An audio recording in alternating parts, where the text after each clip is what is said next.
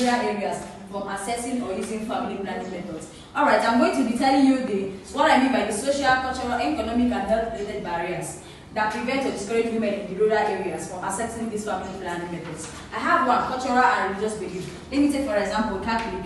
You know, Catholic, they support abstaining from sex, right? Using the natural methods. That's one of the religious beliefs. Some other churches also don't support family planning because it's against their beliefs, right? Yes. So some cultures too also don't like people adhering to implants or IVF or that of artificial family planning because they thought that it's against their cultural beliefs. So they would only say you should abstain or either use a natural method, which is right. So in cultural and religious beliefs, in some rural communities, there may be strong cultural and religious opposition to family planning, which may limit the use of this family planning that we are talking about. So we have lack of education and awareness. Women in the village, most of them don't have the knowledge. They were not being taught or they don't know anything about this family planning. So because they have this lack of knowledge, and when you are being posted to the community, you are telling them about family planning, they'll tell you, no, I don't know what you're talking about. I don't know what it's all about. And some of them might be so headed that they will not even want to pay attention because they don't have the knowledge. They don't know what it's all about. So if you are saying it to them to be like it's a joke, they are new to it, so they won't be getting what you are saying, right? So limited access to this education, particularly about reproductive health and family planning options, can prevent these women from making informed choices. I have also inadequate healthcare facilities and services, lack of hospitals. In the villages now, you see maybe one or two. In your community, you see maybe one village or maybe only one health center. You see, so when you go to these health centers and the nurses there are busy with women. There's not enough equipment, so the rural outreach often suffer from lack of healthcare infrastructure, including clinics or qualified healthcare providers. You see, when you go to the hospitals in the village, it's only auxiliaries. I know of one hospital, the whole nurses there are auxiliaries. So you see, when you go to this kind of hospital, these auxiliaries are not learned. They don't know what we call family planning. We as a registered nurses and registered midwives to be. So when we go into these villages, we know about family planning because we have been taught, right? So those people there, they only focus on practice.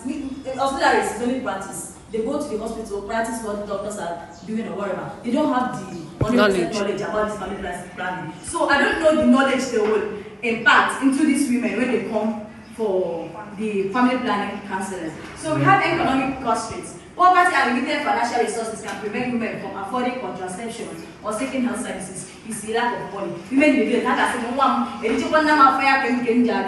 family planning. So they would only like to use their money to eat and feed than going to the hospital. They'll say,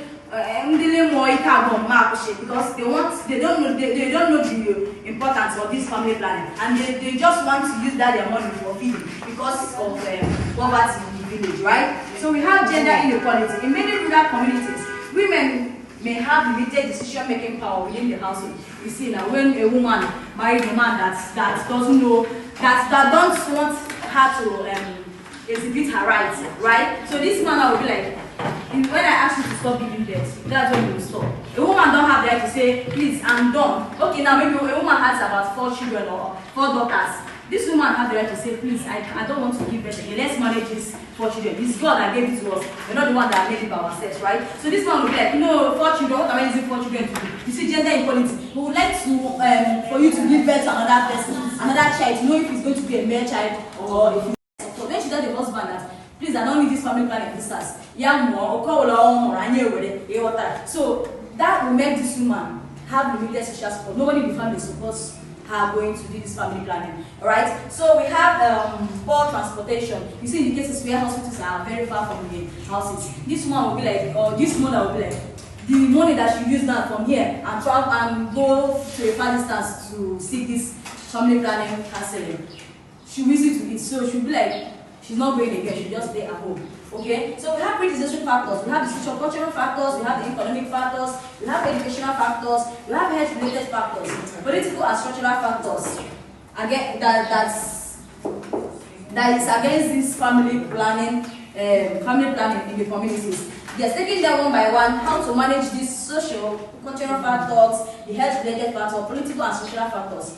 In the socio-cultural factors, community engagement and awareness campaigns. Alright, so we go to the village, we have something like Aladima, right? So you go to Aladima as a health practitioner, you go to the Aladima, maybe then if you go to the Aladima, you can say that they might tell people to come as a visitor, they have a visitor around. So you come and then teach these people about family planning. Get involved with men and women in the villages, everybody will hear. From there, you see some people that will also want to engage in this family planning. So we have involving men and community leaders. You see, men are the cause of the problem because when you have about 5 children, daughters, they want you to give birth to more so that they will have a love child. So this kind of thing that you need to call the men and community leaders and discuss and teach them about this family planning. We have economic factors, affordable and sustainable family planning services. So in the communities now, the leaders or the local government councillors or all the rest need to provide accessible maybe drugs or services or these contraceptives for these people in the village because of poverty or lack of money. So we have less related promoting safe and effective methods, educating women about this. We need to educate them about the safety and effectiveness of this family planning. We have postpartum family planning where maybe during their postnatal care, when they are going to also teach them, educate them about this family planning services. We have prevention, community dialogue, talk to the community, go there, impose knowledge into them. We have improving access to resources. We have preventing education barriers, that is teaching them a lot of things about it. We also have prevention of health-related barriers, prevention of misinformation in their mind. This family planning might have side effects, so you let them know that it doesn't have any side effects. It's to help them. It's to help them and help their health system, right? So in summary, we say that this family planning in rural areas is the various cultural, economic, and health-related barriers that prevent women in community areas accessing or using family planning. So these are cost a lot of harms that you see a woman in the village having up to 7 children, 8 children. Thank you. Clap for her. Woo. Woo. Woo. Woo. Woo. Professor Josephine.